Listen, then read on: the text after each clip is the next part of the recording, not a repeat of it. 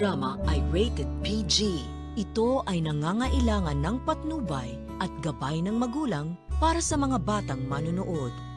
Kanan niyang kamay mo, nasugatan, mahirapan ka magtrabaho. Charles Kaliwete ako. Pareho pala kay Lucy. Habang gumagawa naman ng flower arrangement itong si Lucy, ay hindi niya mapipigilan sa kanyang sariling sabihin na excited na siyang gumaling si Mamita dahil daw marami siyang ikukwento dito. Hindi niya naman inaasahan ng biglang pagsulpot ni Darius at sa pagkagulat nga ni Lucy ay mahihiwa niya ang kanyang daliri. Hihingi naman ng paumanhin si Darius kay Lucy dahil nasugatan niya ito dahil sa kanya.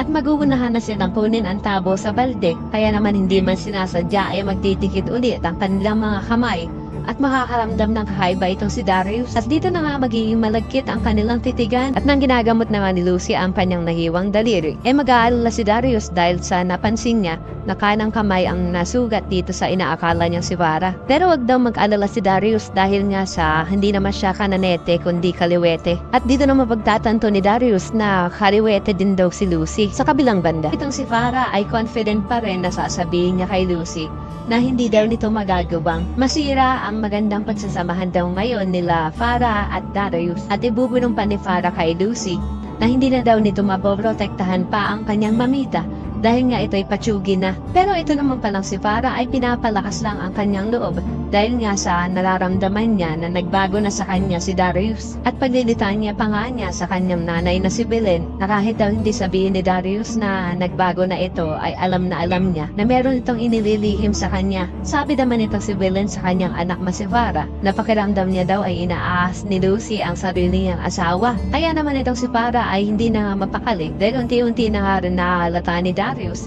na nagbabago na nga ito ng ugali. Dahil kahit anong gawin niya ni Farah ay hindi niya kayang gayahin ang mga gawi at tunay na ugali nitong si Lucy. At ang kaya nga lang gayahin ni Farah ay ang pagmumukha ng kanyang pinsan. Kaya naman ko isa rin sa mga umaasang sana talaga ma-realize na ni Darius na ang kaharap niyang akala niya si Farah ay si Lucy. Ay pakilike ang video na ito and don't forget to subscribe.